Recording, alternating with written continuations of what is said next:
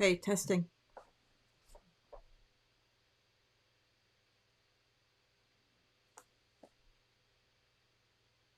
Hey, testing.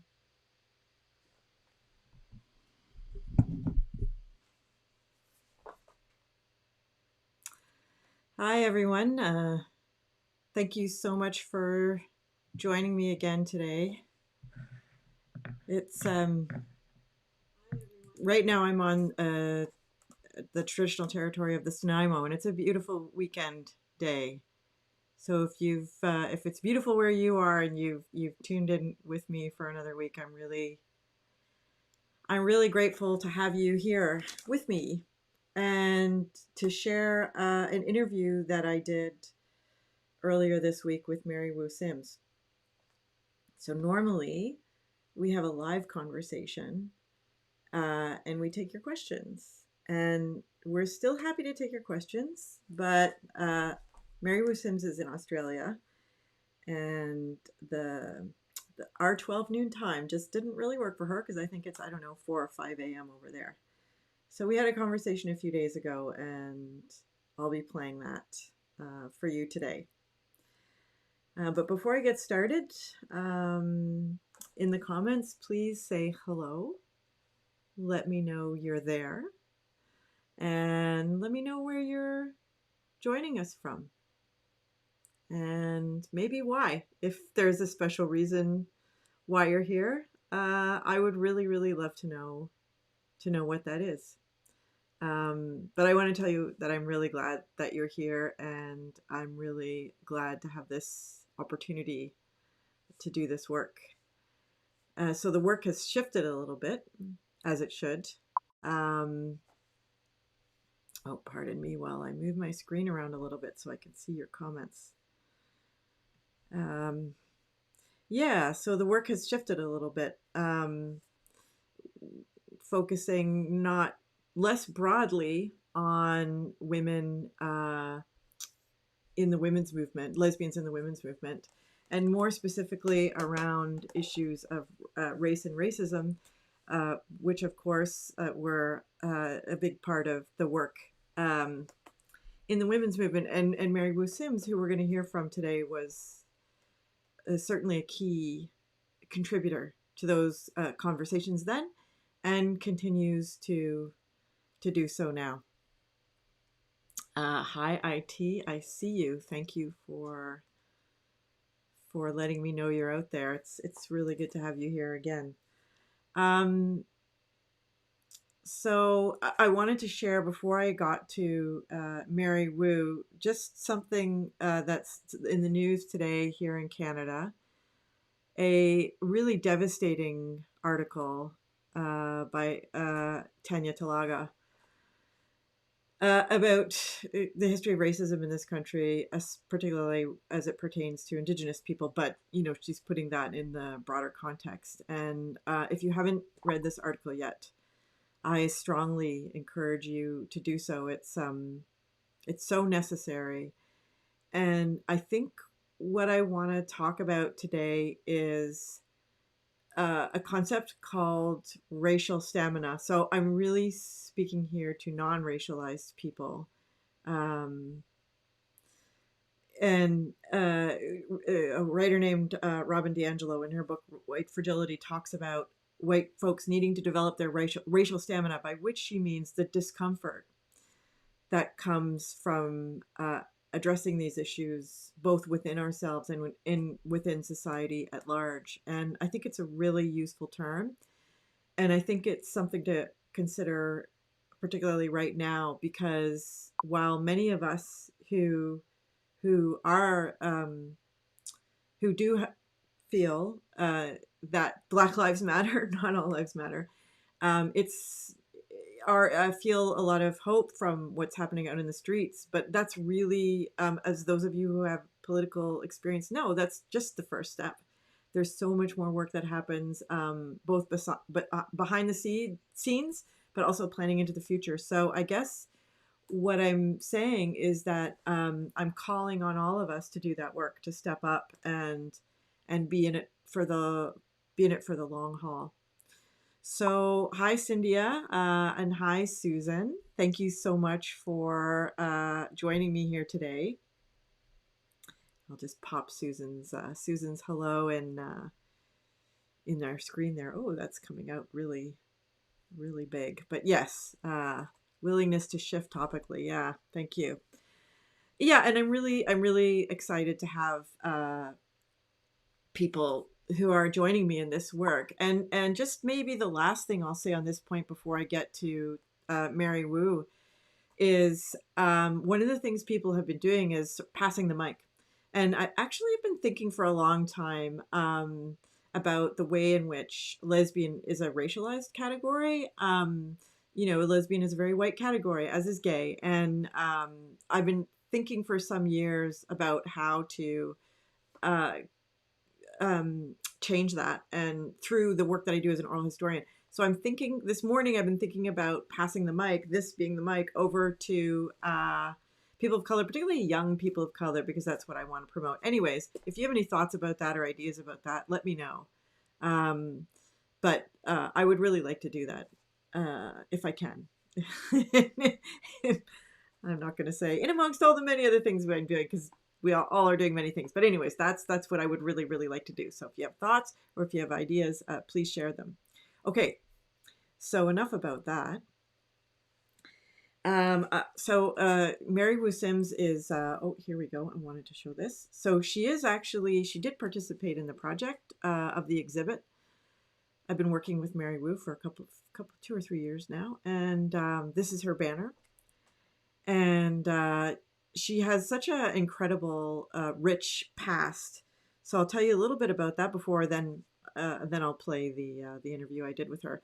And I'm here the whole time, so even though it's a pre-recorded interview, please do comment and ask questions, because you'll see at the end, Mary Wu would really like to see your questions and hear them, and she would really like the opportunity to answer them later. So any comments or questions you add there, she'll be able to see, and she promises to follow up with a reply. So she was born in 1956 in Hong Kong. Her father was white Australian, and her mother was Chinese. And she and her mother came to Canada in 1970.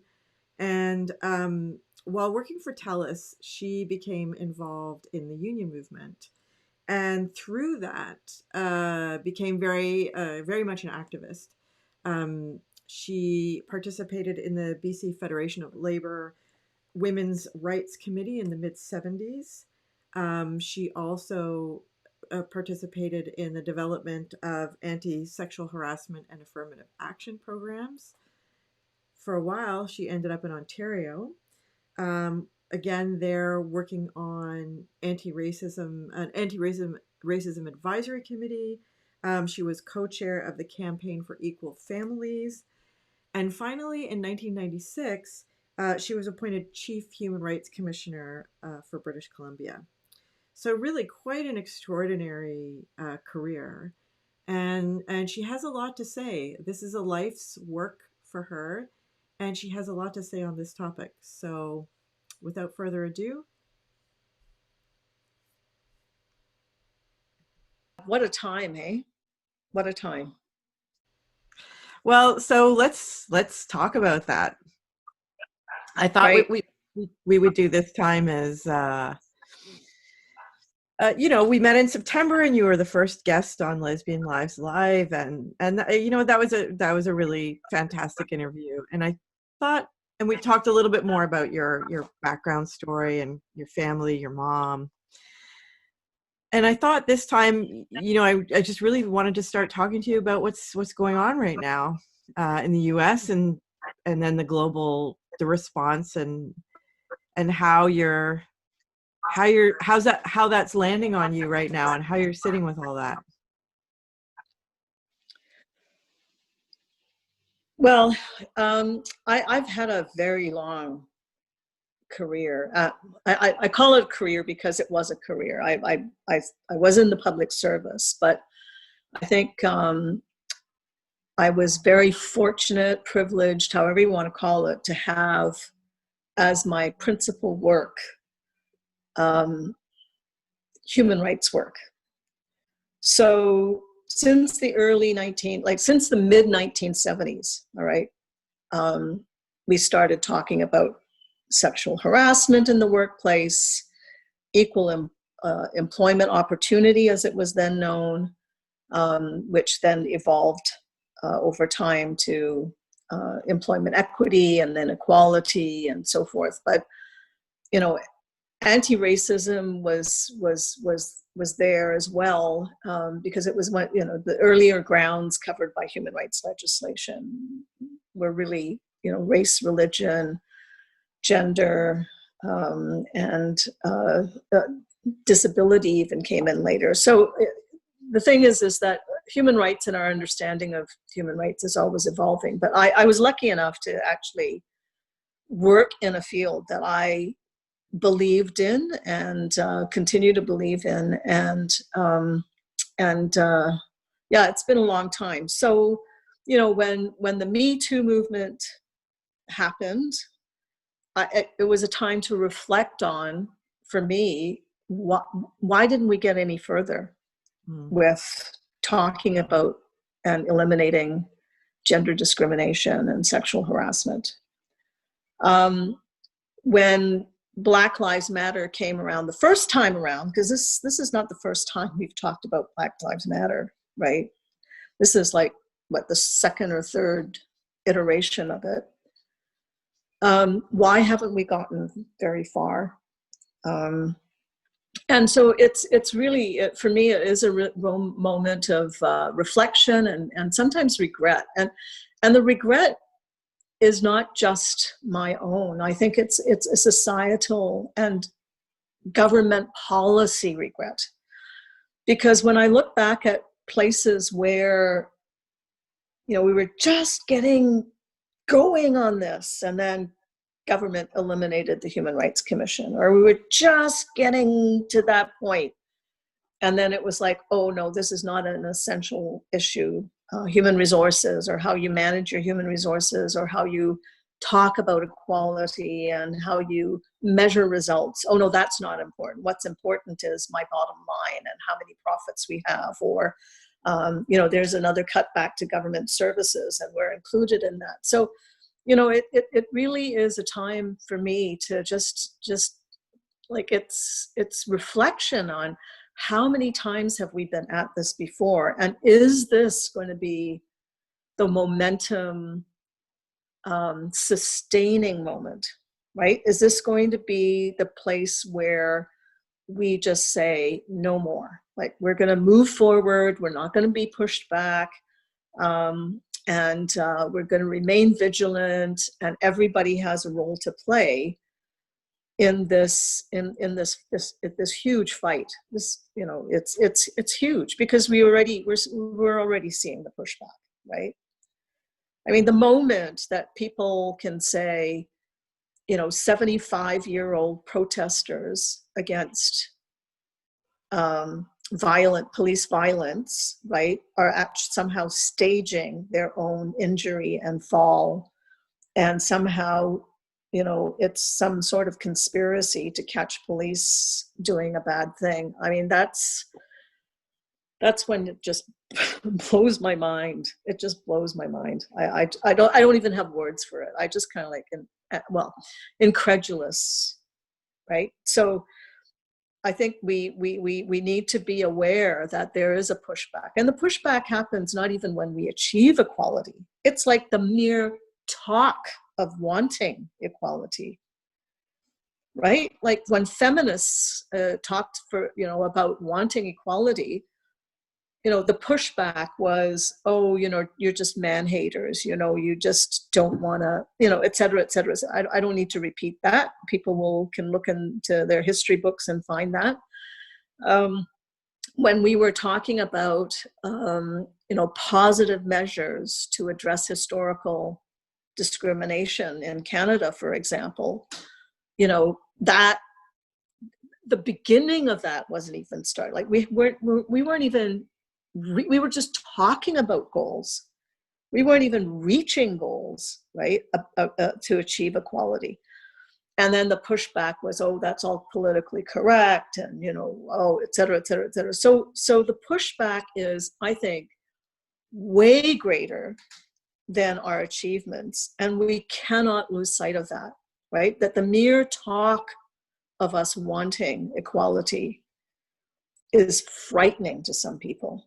I don't know why. Maybe they all need to go and see a good counselor, right? But and I'm not a sociologist to figure that one out, but I think to fail to recognize that, or to let that happen, because we let feminism become the new F word. We let political correctness silence us. We let things happen, and we can't do that anymore. Sorry, if I sound frustrated, it's because I am. I've been at this too long. No, fair enough. It's funny because as you were talking, I found myself wanting to ask you, like, so what do you think has happened? Which is the questions I hate hearing, journalists ask. But I can kind of now sympathize with the impulse, because I mean I have a lot of questions myself about. It doesn't seem the right moment to ask why now, why with George Floyd, why, because to me, I remember when that 12-year-old who in a park and playing with a stick, pretending it was a gun, and a cop jumped out and shot and killed him. Like, to me, why didn't that cause what we're seeing now? I'm really genuinely kind of confused about the whole thing, and I'm sure COVID and everybody being stuck at home has something to do with it. But and gosh, I'm a little bit stumped, because I don't really I'm finding myself not really knowing what. I understand Well, your frustration. I guess what I really want to well, know is, yeah, go ahead. well, I just want to say that, I think that that while the more recent focus has been on George Floyd, and then the blowback is, well, he wasn't that nice a man. Oh yeah, so he deserved to be like executed for for trying to pass a $20 bill? Like, seriously, right? But the thing is that how it's like that clip that you showed during last week's discussion, right, by Kimberly Jones. Yeah. It's like, how many, and under what kind of circumstances is it ever going to be, oh, this is the one? George Floyd was just one of a string that happened, one right after the other, right after the other, right after the other. And then when you see like a video of a cop doing that to him, and him saying, I can't breathe, and him calling for his mom at the end, like, how can you not be moved? How can you not be moved? And how can that not be the catalyst of pent up over, God knows, depending on where you are situated in the world, because this is not just an American thing. This is like Yeah. a worldwide movement, right? After that, all that pent up frustration, rage, anger, however you want to classify it, right, for all of the injustices of colonialism, of genocide, of like deaths in custody of Indigenous peoples, because here in Australia that is the issue. And then we only have to look at Canada to say, how many more royal commissions do you need on, how Indigenous people have been treated, and missing and murdered women, and so forth. And our brothers and sisters in the Black community saying, racism does exist and has existed and is still going on. So it's like all of that. Finally, I think people are just saying, you know what? It's like that movie line, I'm mad as hell and I can't take it anymore.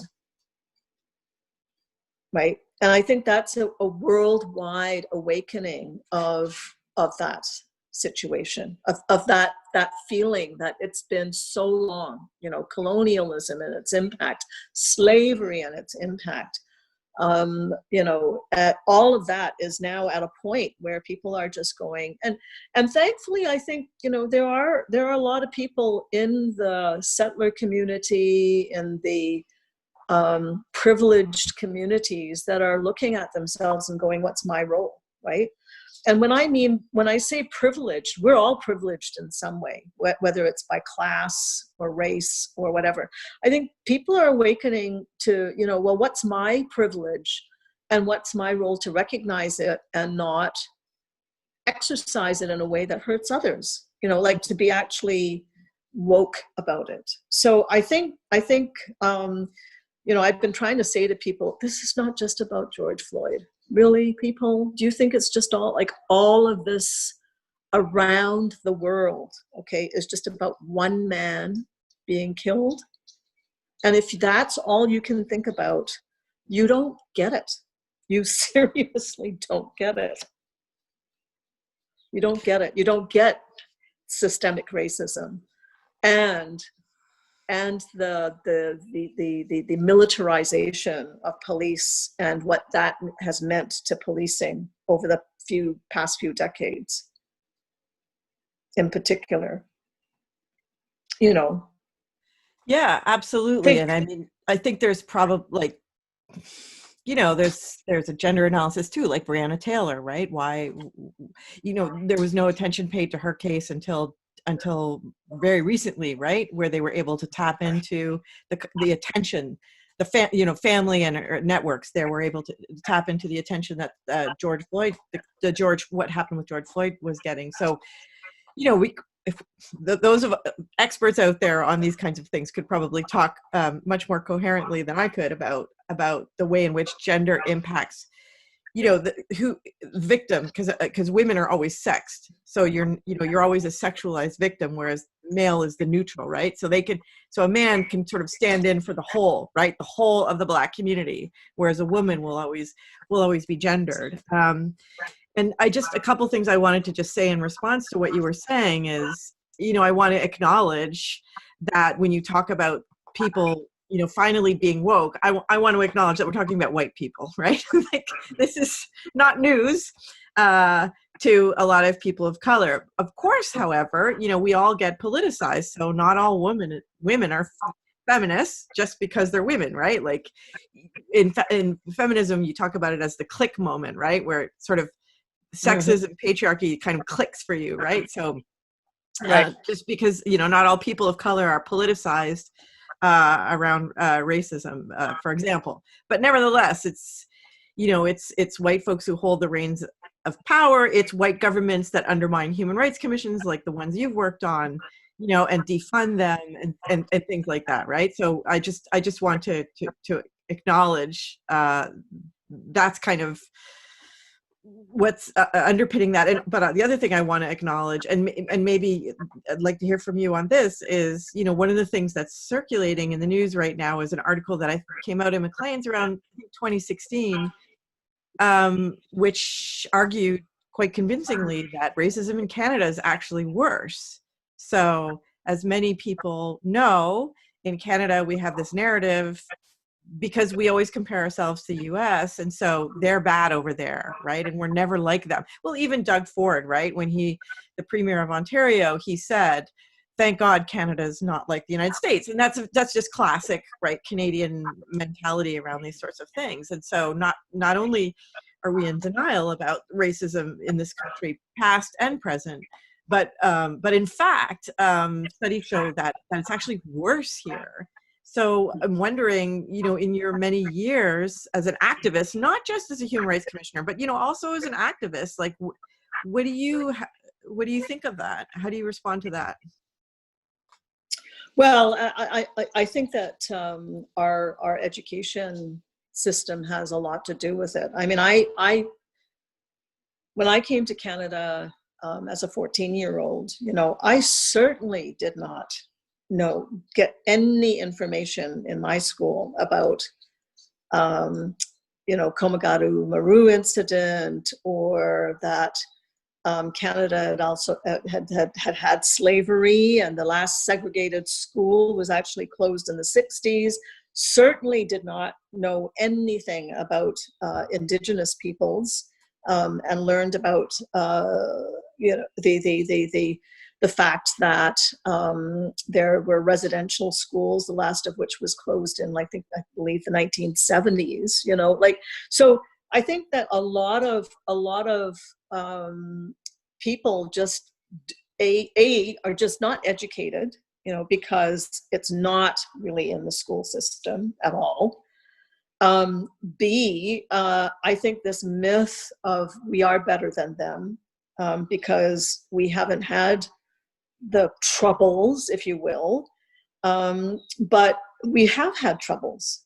Following Rodney King, there was huge riots in Toronto, which led the then Premier Bob Rae to appoint Stephen Lewis and an Ontario Advisory Committee, a working group, to look at racism and come up with strategies to address racism. So, it's not like it doesn't happen, but I do think that because it's not in your face in a way that it is so in your face in the United States, it is, and also because Canada embraced multiculturalism early on as a government policy, we've let ourselves off the hook. And we kind of let ourselves off the hook, because even though when we talked about multiculturalism way back then, it wasn't from an anti-racist perspective.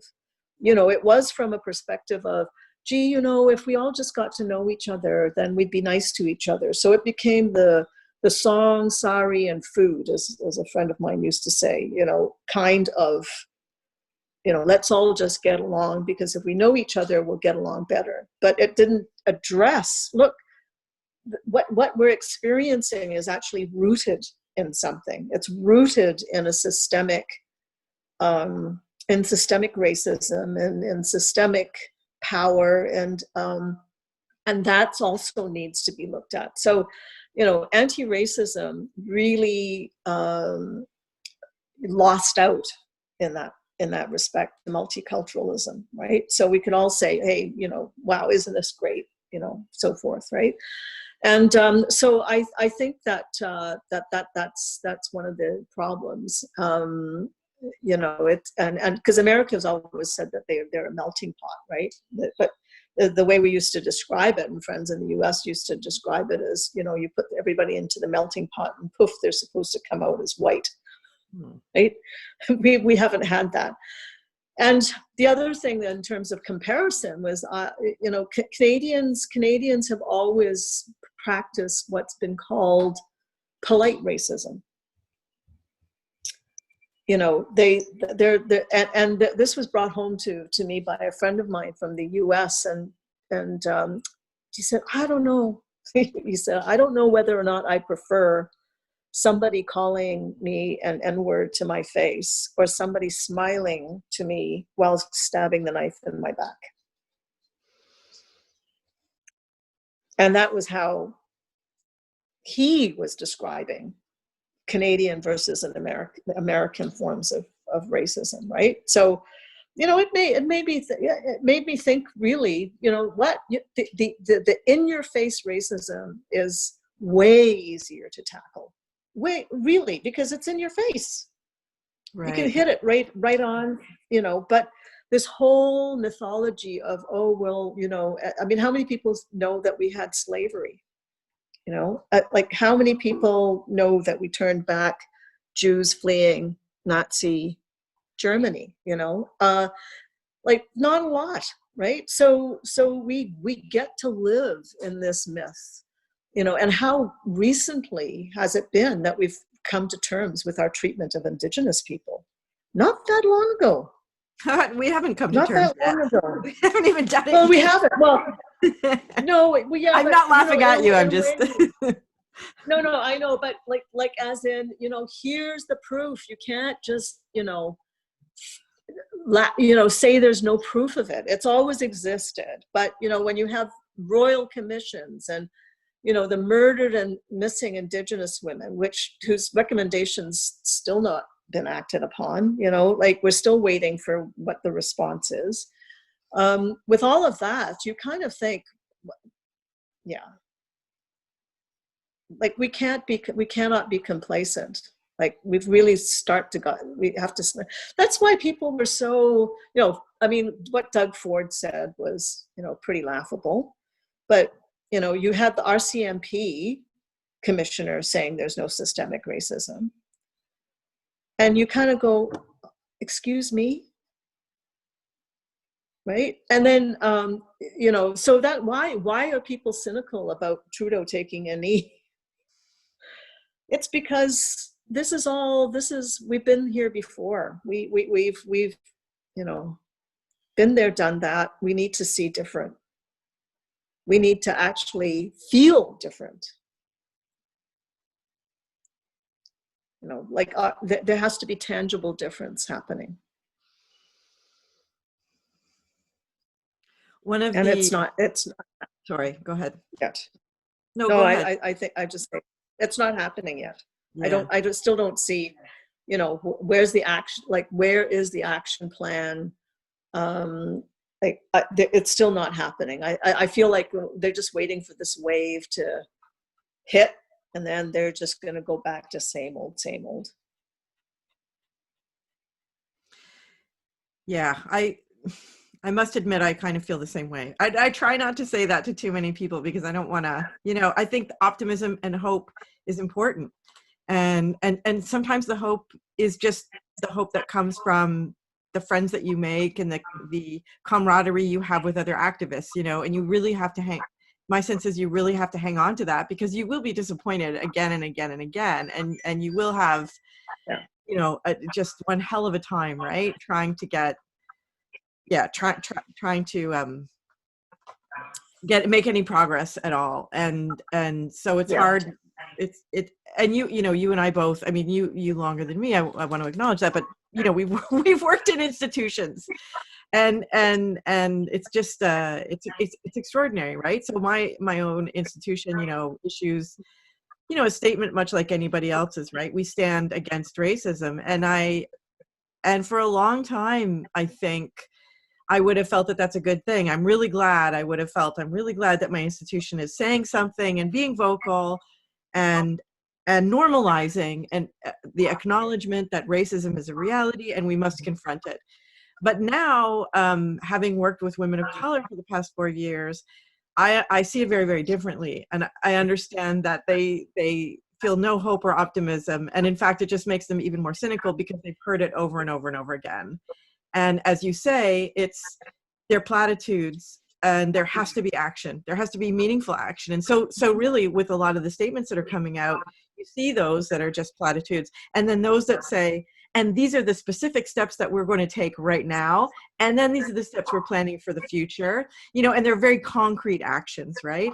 And I think the fact that some people are making those statements means they've learned, you know, that's a good learning. And that's so, you know, I agree. I feel very much the same way you do about Trudeau taking the knee. Like, you know, pardon my language, screw the knee, like get off your knees and go and do something about the final report of the murdered and missing Indigenous women, which has had its 1-year anniversary. Do something about the RCMP, you know? So I'm kind of- Is there civilian oversight right now over the RCMP? That's still been fought. That's been fought forever. No civilian oversight of the RCMP, right? So, you know, there's lots of tangible things. And the only thing I would say, like, I appreciate that there are institutions that talk about, you know, short-term, long-term goals, 3 to 5 year goals, right? And there's something to aspire to, and there's something, you know, that's great. But what if they don't achieve them? Who is held accountable? How are they held accountable? You know, what happens in the review? That's the other thing that I think is a failing, because, you know, right now you're going, okay, well, you want action. Oh, here's the 3 to 5 year plan, right? 3 year comes by and you haven't achieved, you know, maybe a tenth of what you've set out to achieve, right? But then what? you just go and say, well, we'll roll it into the next 3-year plan, and then the next 5-year plan. Like, but nobody's held accountable. Nobody is told that your salary increase, your bonus, whether you maintain your job is going to be based on whether these things are achieved. You like, that's why we always, when we were talking about employment equity, for example, we always talked about setting realistic objectives, right? And then the next point was, how are you going to hold people accountable? Because if they're not going to be held accountable, that's all empty promises as well. 3 to 5 year plans, action plans, so-called action plans. Because at the end of that 3 to 5 years, if they don't achieve it, then what? You just, let's put another 3 to 5 years. Like, if you can't achieve those 3 to 5, like those goals that you set, are you, like, you need to report on why, and there better be a damn good reason, because otherwise it's going to be your job or your bonus or however an organization is going to hold them accountable, because otherwise it's still empty. It's still all empty promises. Yeah, and so this is what yeah. That's well understood, right? So there's resistance to, for example, in universities, there's resistance to creating equity, diversity, and inclusion, terms that are problematic, but creating positions that are anything more than a service position, right? Where you're sort of advising people with no real authority, right? And you're not holding anybody's feet to the fire. There's no accounting, as you say, and that's really vital. Okay, so I want to sort of try and bring this into the realm of sort of thinking about sexuality. And I guess I have 2 questions for you. One is, having lived, been politically active since the 70s, a period of both, you talked a little bit about feminism, sexism, but thinking about queer politics, LGBTQ2S plus, and then anti-racist struggles, would you say that the queer movement, the gay and lesbian rights movement, let's say that, because that's really the predominant group, would you say they've been more successful than anti-racism movements? And then my second question related to that is, do you think the LGBTQ movement has taken racism seriously as a political movement? Okay, well, see, when you ask the question, I'm sorry, I'm being bothered by a dog right now. My dog is like, pay attention to me. We love dogs. Pay attention to me. Pay attention to me. So, and then I'm thinking, well, should I let her out? And then she's going to, start barking at the door, or should I just pick her up and put her on my lap? But then well, maybe I'll do that. Sorry, here she is. Fine. Maybe she won't. Maybe now she'll just leave me at peace, because she was just kept bothering me. So anyway, now I'm going to be talking about serious subjects. And can I be taken seriously while you're doing this? Trying to lick my face. Sorry. No, it's great. I love it. This is COVID isolation. This is working from home, isn't it? But it's really, it's a tough question, because when I think, for example, about when I first started human rights work, all right, sexual orientation was not a ground of discrimination covered in federal legislation. It was not uniform across the provinces and territories in Canada. We had to wait until the Section 15 of the Charter of Rights and Freedoms to take it to the courts and have that, finally made known that, yes, historical discrimination against people on the basis of their sexual orientation does exist. And so therefore, even though it's not a specified ground, we are covered by Section 15. And we're all equal under the law, right? So, if you talk about that, and then now, yes, we do. We've come a long way. However, I think our community is still seen, even by itself in a lot of ways, as well as others outside to our community, as a primarily white community, right? And I think that that is the failure in a lot of ways of our community, to call on its diversity. You know, I often call our community the rainbow community, because I've always said, you know, we come from many different faiths, many different colors, and creeds, and we need to really embrace the true diversity of our community. But it hasn't always been so. It hasn't. And, you know, to fail to acknowledge that, particularly at this moment when we know that, for example, when Black Lives Matter talked about why police shouldn't be in pride parades, and the most vociferous opposition came from former, well, let's say former, because I don't know if they were at the time current leaders, but, you know, people who said, well, I started the first, you know, few pride parades, and I just think this is ridiculous. And, you know, the opposition to, you know, instead of hearing what people in our own queer community were saying to us, they were like, oh no, we want the police in. Like, so we're not actually listening to people within our own community. So I think that's a huge problem, and continues to be a problem. And so I think that while our community has made, you know, a lot of gains, we still haven't really come to grips with issues of intersectionality in our community, and what that means, right? What that means to us.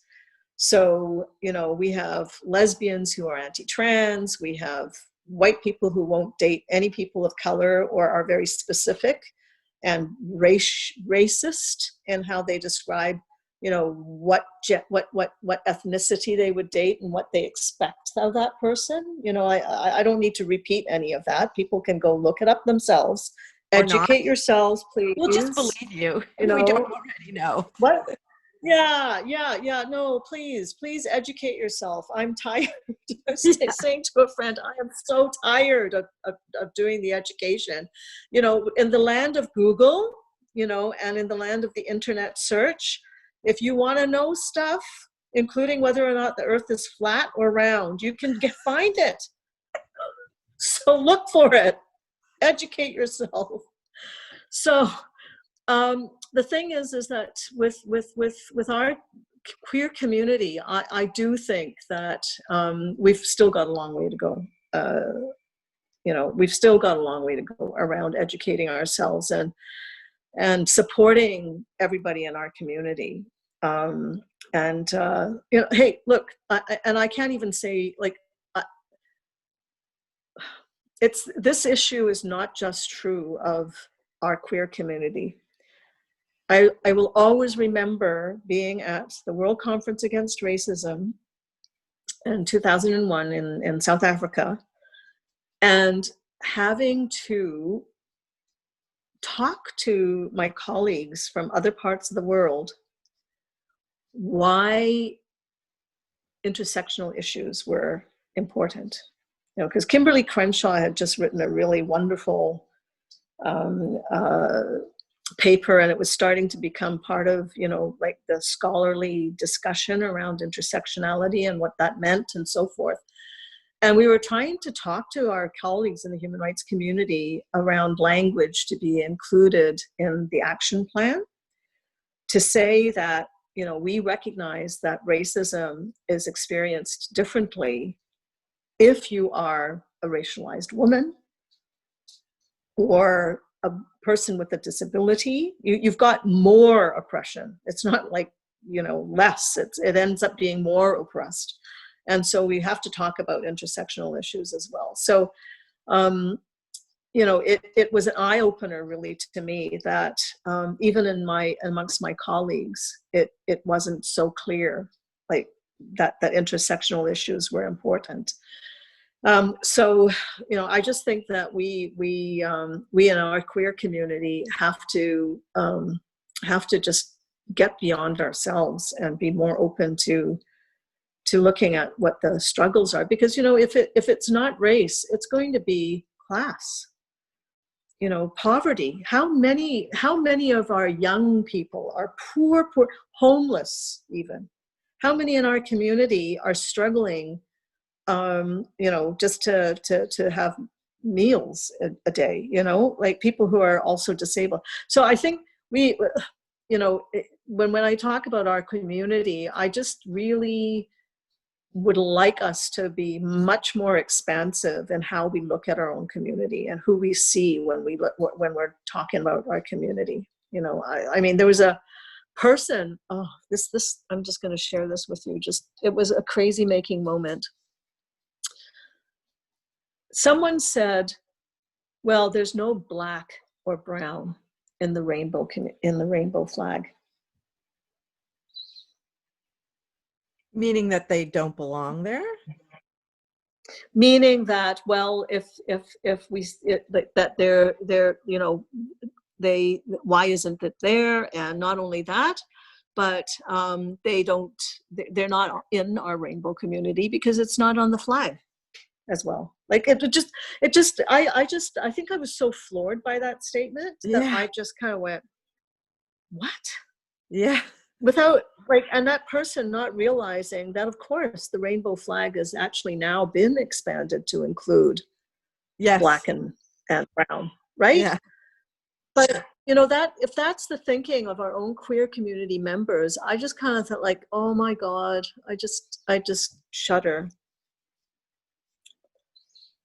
Right. So really, we need to examine. We need to take a much more serious look at ourselves in our own community, and find ways of.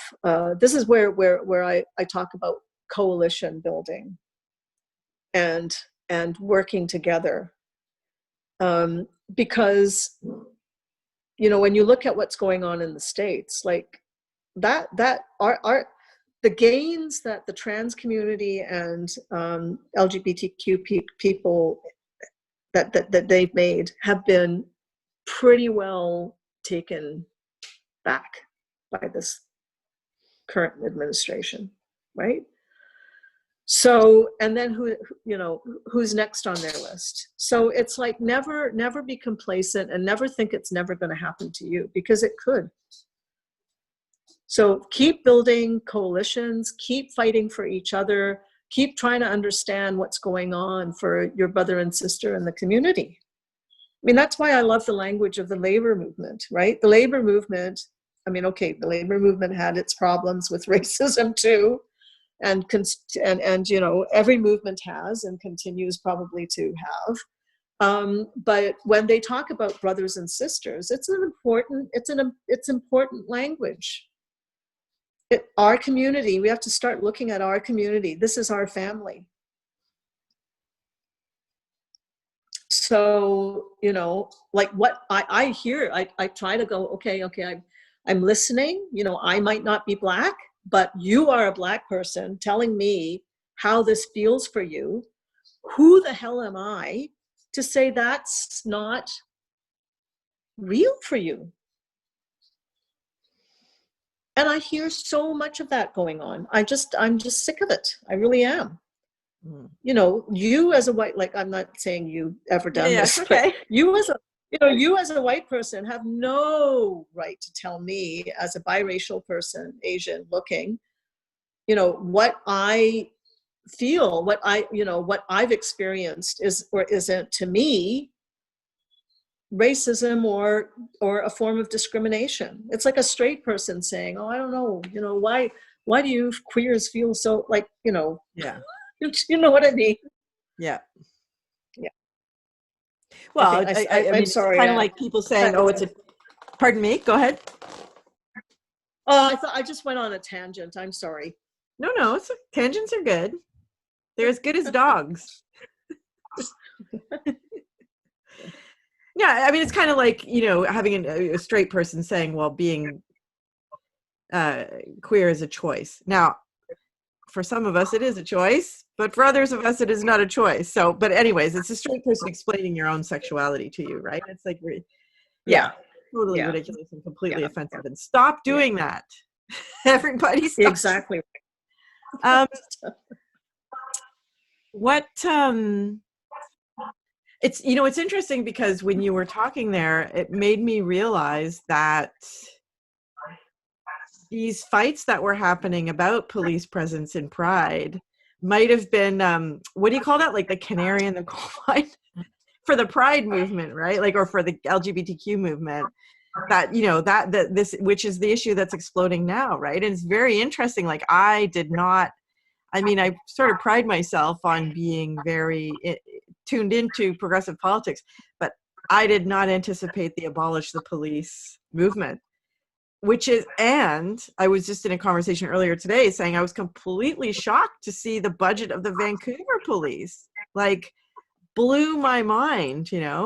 Um, so it's very interesting to be having this conversation now, and it would be really great actually to see the queer community take that forward, because that debate, became like this.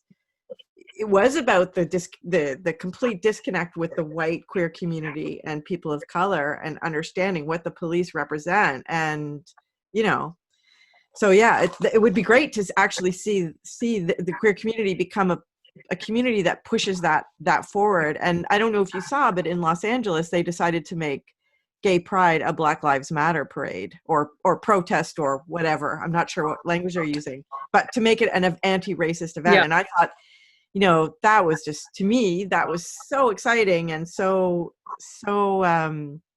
that's really connected with the roots of gay liberation, and what it was always about, which was a social justice movement, right?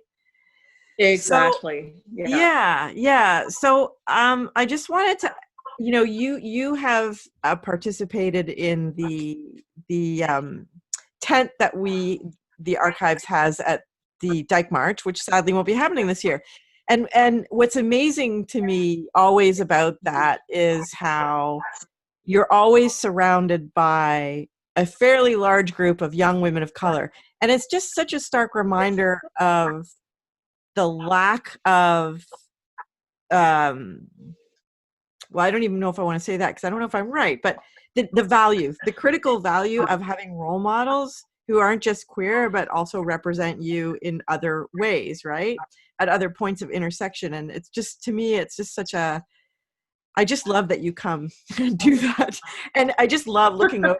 I mean, all of you who are there, with all the younger women looking up at you. Anyways, and then when we did the interview last September, you talked about the thing that gives you strength and hope, is young people. So I wanted to ask you if you could end today, if you were like, we have a lot more listeners, and young queer women of color listen in. So if you were speaking to them right now, what would you say to them? What do you have to offer them? And what would, I don't know. Yeah, could you, is that too weird? Could I ask you to just sort of talk to them for a minute, or share what you would have to say to them, what your message would be? Well, I'm always kind of I feel a bit awkward about that Yeah. kind of, like what you pass on to the young people, because frankly, I feel as when I participate in conversations with young people, I feel I have as much to learn from them about what's going on, and their approach to the issues of the day than they have of me. I mean, I live in a sort of like more historical context, and I can share with them what I feel um, worked for me and didn't work for me. But I think that young people today have a lot of ideas, have a lot of energy, and just are not given the credit that they deserve um, for the kinds of movements that they're the ones that have started, like, Greta Thunberg, and, all the young people that joined up and with her, and For the life of me, there's a an Indigenous woman as well in Canada who's Oh been yeah, yeah, recognized yeah, uh, in the yeah, world for her work yeah. on water. And I'm very sorry. Major apologies that I just cannot bring up her name at the moment. But we had all those kids in Florida who, after the shootings in the high Yeah. school, how active they were, and calling attention to gun violence, and so what I would say to young people who are listening is don't write yourself off, because you're young. There may be older people who have trouble listening to what you have to say because they think, oh, I've been on this planet longer, I know more, well, they do, but that doesn't mean that they shouldn't be open to listening about new things and new strategies and new approaches. And I think that the best thing that we could do together is work together, like why can't young people and old people work together to make change? And so that's what I'd like to say to them is, don't sell yourself short.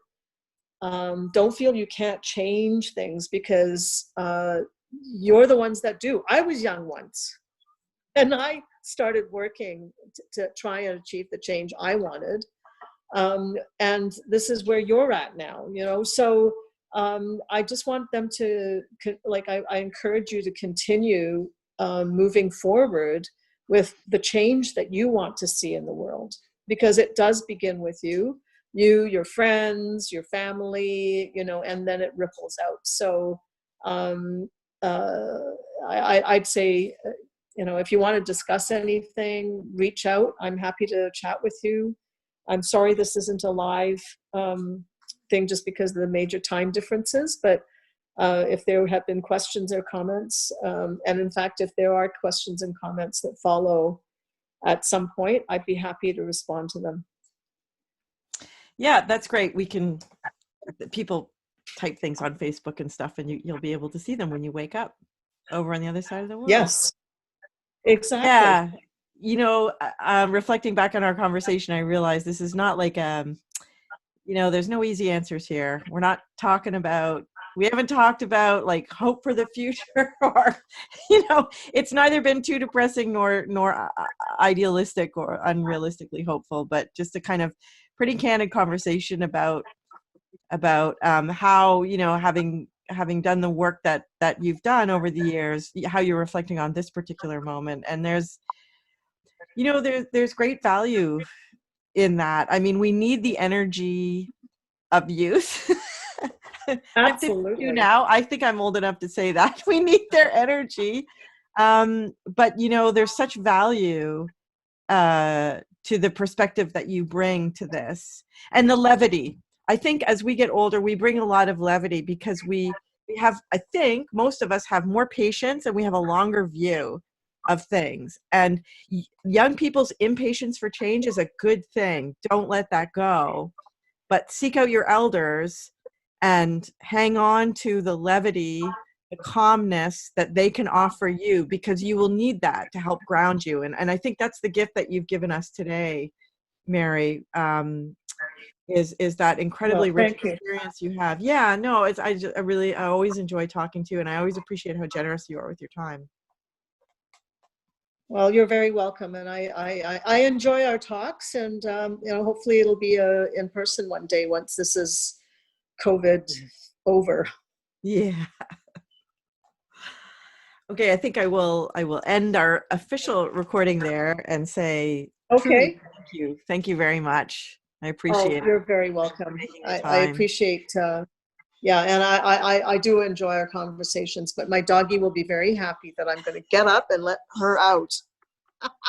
She's been really, she's like, oh, she's tried to break through the door a couple of times, so glad you didn't hear it.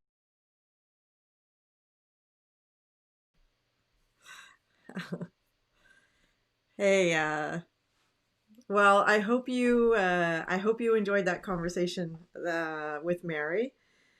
And I would love it if you would write in the comments what stood out for you.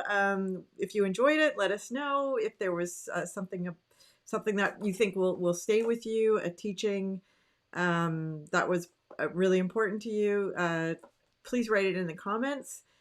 If you want to get in touch with Mary, as I said, she'll be reading the comments later today. But if you're watching this online somewhere down the road, there's my, oops, gotta go that way. There's my email address. So feel free to drop me a line and I will be sure to pass that on to Mary. So thank you again, everybody, for joining me for another week. And we'll see you next time. Bye-bye.